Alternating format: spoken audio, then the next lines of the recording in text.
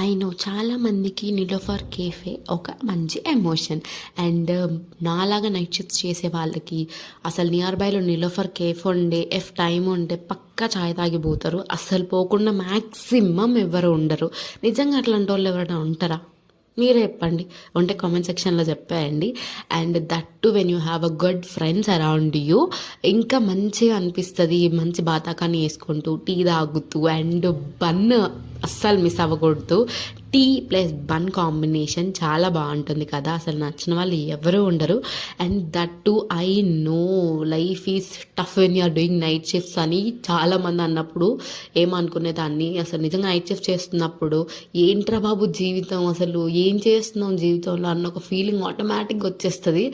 So ఎన్నున్నా ఇంకా జీవితం కొనసాగాలంటే తప్పదు కాబట్టి అలా నడిపిస్తూ ఉండాల్సిందే. మంచిగా టీ తాగి మంచిగా బన్ తినేసి ఇట్లా బాతాకాన్ని వేసుకొని మంచిగా అండ్ బ్రెడ్, కప్ కేక్స్, లూఫ్స్ అవన్నీ ఉంటే అవన్నీ చెక్అవుట్ చేసి సరే. బట్ ఐ నో బంజారా హిల్స్లో ఉన్న కెఫే ఇట్స్ కొంచెం కాస్ట్లీ బికాజ్ ఇట్స్ కొంచెం ప్రీమియం కాబట్టి.